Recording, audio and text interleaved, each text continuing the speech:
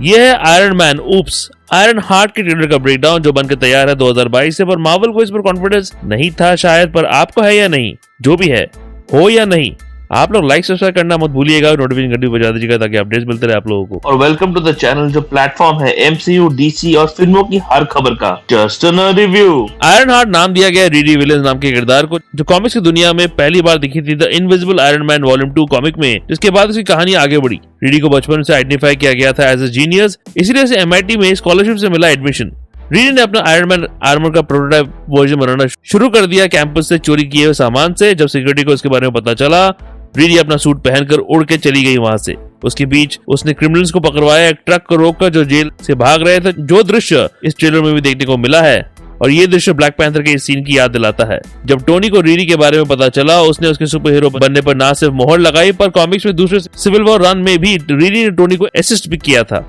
MCU की दुनिया में रीडी विलियम्स के किरदार को निभा रही है डोमिनिक थॉर्न, जो ऑलरेडी एमसीयू में दिख चुकी है ब्लैक पैंथर वकांडा फॉरएवर में। कॉमिक्स की तरह रीडी को एमआईटी का स्टूडेंट दिखाया गया है, जहां उसने एक डिवाइस बनाया था सीआईए के लिए, जिससे वाइब्रेनियम को डिटेक्ट किया जा सकता है। इसलिए नेमोर उसके पीछे पड़ गया था और शूरी ने वकांडा में उसको शरण दी। तभी शूरी और रीडी के बीच गहरी दोस्ती हो गई। कॉमिक्स की तरह नेमोर से लड़ने के लिए और वकांडा की मदद करने के लिए शूरी ने अपना खुद का सूट वकांडन टेक्नोलॉजी के साथ बनाया, और उसे आखिर में उस सूट को लेने नहीं दिया गया है शूरी के द्वारा। Your suit, it's a great design, but can't let you leave with it. मतलब नए कैप्टन अमेरिका के पास वकांडन सूट हो सकता है, बाकी के पास वकांडन आर्म हो सकता है, पर रीडी के पास सूट नहीं। वाह भाई साहब, कुछ ज्यादा नहीं हो गया ये? मतलब कुछ भी। खैर, इसी सीरीज में उसकी सूट बनाने की जद्दोजहद को फिर से दिखाया जाता है और इस ट्रेलर में दिखते हैं दो सूट्स। ट्रेलर की शुरुआत में रीडी का टेस्ट लेते हुए दिखते हैं एंथनी रेमोस का किरदार द हुड, जो है इस सीरीज का एंटागनिस्ट। हुड था पाकर रॉबिन्स नाम का छोटा मोटा क्रिमिनल, जो बचपन से क्रिमिनल लाइफ में घुसा पड़ा था। एक दिन एक चोरी करने के दौरान उसका सामना हुआ एक डीमन से, जिसे उसने मार गिराया, पर वही उसे मिला एक जादुई बूट और क्लोक, जिसे उसे उड़ने के और गायब होने की शक्ति मिली। ये क्लोक इस ट्रेलर में देखने को मिलता है और कॉमिक्स में ये एक्चुअली बिलोंग करता था Lord of dark dimension Dormammu को, जो डॉक्टर स्ट्रेंज 1 में दिखा था। पर इस सीरीज में इस क्लोक का कनेक्शन दिखाया जा सकता है मेफिस्टो के साथ, जो कॉमिक्स में है एक और डिमोनिक क्रिएचर, जो कई दिनों से हम जैसे लोगों के अटकलों में चल रहा है। मुझे मेरी जिंदगी का सबसे पहला ट्रोल इसी किरदार की वजह से मिला था वांडा विजन के दौरान, जहाँ बेकार का डेविल की बात चल रही थी।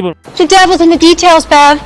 That's not the only place he is. पर मेफिस्टो कभी नहीं आया। पर अब मेफिस्टो आ रहा है। साचा बैरन कोहेन निभा रहे इस किरदार को। ऑलरेडी मेफिस्टो का नेम रिफर हो चुका है एगाथा सीरीज में। Be a demon or an agent of Mephisto. तो मेफिस्टो आ रहा है दोस्तों।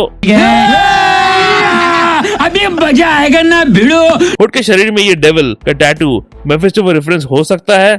कॉमिक्स की तरह रीडी को शिकागो की निवासी दिखाई गई है। रीडी एमआईटी के लैब के अंदर घुसती है और इस लैब के दरवाजे पर लिखा है स्टार्क। टोनी जो खुद एमआईटी से पढ़ा था, उसने सिविल वॉर के दौरान एमआईटी में काफी डोनेशन दिया था, इस सीन से क्लियर है। All of your projects have just been approved and funded. और इसी सिविल वॉर सीन में कैमियो किया था जिम रैश ने एज एमआईटी प्रोफेसर, जो इस सीरीज में दिखेंगे उसी रोल में। So it's all connected. बात तो सही है। जिम रैश इससे पहले कम्युनिटी नाम की प्रचलित सिटकॉम में थे, जिसे डायरेक्ट किया था रूसो ब्रदर्स ने, जिन्होंने मार्वल के लिए एक से बढ़कर एक प्रोजेक्ट्स बनाए हैं। Captain America Civil War, Captain America Winter Soldier, Avengers Infinity War और एवेंजर्स एंड गेम, सब उनकी देन है। और अब वो दोनों भाई मार्वल की अगली बड़ी प्रोजेक्ट एवेंजर्स डूम्सडे और एवेंजर्स सीक्रेट वॉर्स को भी डायरेक्ट कर रहे हैं। कम्युनिटी का ऑलमोस्ट सारी कास्ट एमसीयू में कैमियोस कर चुकी है। डैनी पुडी, जो आबेद का किरदार निभाते थे कम्युनिटी में, वो दिखे थे कैप्टन अमेरिका विंटर सोल्जर में एज अ शील्ड सोल्जर, जिनकी बात तो मैं ऑलरेडी कर ही चुका हूँ। डोनाल्ड ग्लोवर, जिन्होंने ट्रॉय का किरदार निभाया था उसी सीरीज में, वो दिखे थे स्पाइडरमैन होमकमिंग में एज माइल्स मोरालेस के अंकल एरन डेविस के रोल में, जिसके बारे में मार्वल भूल ही गई है।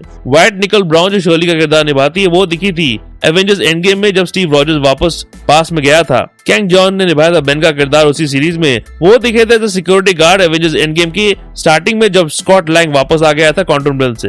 तो पूरा कम्युनिटी घर कर चुका है एमसीयू में। जिस वाइब्रेनियम डिटेक्टर को बनाने के लिए नेमो रीडी के पीछे पड़ गया था, उसका एक प्रोटोटाइप वर्जन इस ट्रेलर में दिखता है। आयरन मैन के फिल्मों से ऑब्वियसली काफी सारे रेफरेंसेस है इस ट्रेलर में, जैसे रीडी अपने पैर में ये आर्मर लगाकर चेक कर रही है, जैसे आयरन मैन 2 में हुआ था। एक और क्लिप में रीडी ने अपने आर्मर को सोफे पर बैठा रखा है, जो आयरन मैन 3 के सीन की याद दिलाता है। रीडी सूट पहनकर समुद्र के आसपास उड़ रही है, जो द एवेंजर्स के इस आयरन मैन सीन की याद दिलाता है। एक और सीन में दौड़ते हुए रीडी अपना सूट पहनती है, जो आयरन मैन 3 के क्लाइमैक्स सीन में टोनी ने पहना था। ब्लैक पैंथर वकांडा फॉरएवर के भी कुछ दृश्य दिखते हैं इस ट्रेलर में, जिसमें शामिल है रीडी और शूरी हाथ मिलाने वाले सीन और रीडी का ये अपना सूट बनाने वाला सीन। एक सीन में दिखता है ये बंदा, जो है एक्टर ऑल्डन एरेनिच, जिन्होंने हैन सोलो की जीवनी कहती हुई फिल्म में लीड रोल किया था। उनका रोल ऑफिशियली कहा जा रहा है जोई मकगिलिकडी। प्रैक्टिकल है कि वो निभा रहे आयरन मैन 1 के विलन ओबेडाया स्टोन के बेटे का किरदार। मतलब मार्वल हर किसी का बेटा भाई लेके आ जा रही है। हल्क का बेटा, हल्क की बहन, ब्लैक विडो की बहन, आयरन मैन का फैन, हॉकाई का भी फैन। ओरिजिनल किरदारों की कमी है क्या मार्वल में? शांग-ची को लेके आओ फिर से।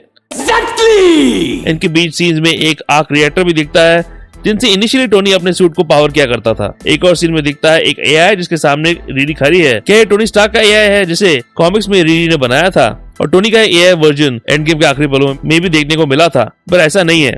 ये एआई होगी उसकी दोस्त नैटली वॉशिंगटन का एआई जो उसने कॉमिक्स में भी बनाया था। एक्चुअली जैसे पीटर पार्कर का टर्निंग पॉइंट है अंकल बेन की मौत, टोनी का अफगानिस्तान में किडनैप होना उसका टर्निंग पॉइंट है। रीडी का टर्निंग पॉइंट है उसकी दोस्त नैटली की मौत जो हुई थी उसके सामने और रीडी कुछ नहीं कर पाई थी। उसी के बाद उसने ये सूट बनाने का सोचा और बाद में अपने एआई को उसी की दोस्त का रूप दिया। आयरन हार्ट से एक्सपेक्टेशन बहुत कम है, पर इसके पीछे क्रिएटिव माइंड है रायन कुगलर जिन्होंने बुरी फिल्म अभी तक नहीं दी है। ब्लैक पैंथर, क्रीड और अब सिनर्स जैसे आउटस्टैंडिंग मूवीज बनाई है उन्होंने, तो इतनी ब्रिलियंट माइंड्स घटिया उम्मीद करना मुश्किल है। वॉचेबल तो होगा ये सीरीज। ये सीरीज स्ट्रीम होने वाली है जून 24, 2025 से। प्लस मेफिस्टो फाइनली अपीयर होगा तो उसके लिए अपन है एक्साइटेड। आपका क्या एक्सपेक्टेशन है आयरन हार्ट सीरीज से? कमेंट्स में बताओ, सब्सक्राइब भी कर दो प्लीज। सुपरमैन में विभा का क्या तड़का लगा है देखिए इस ब्रेकडाउन वीडियो में। और इस साल की सबसे एंटिसिपेटेड हिंदी फिल्म वॉर 2 का टीजर ब्रेकडाउन है आखिर में, चेकआउट जरूर कीजिएगा। और इसे एमसीयू रिलेटेड वीडियोस के लिए देखते रहिए just a nerd review. Nerd review के अपडेट्स के लिए और छोटे बड़े स्निपेट्स के लिए फॉलो कीजिए ऑन ट्विटर @ProNerdReview2001 में और ProNeedDiaryBlogspot.com में भी आपको अपडेट्स मिल जाएंगे।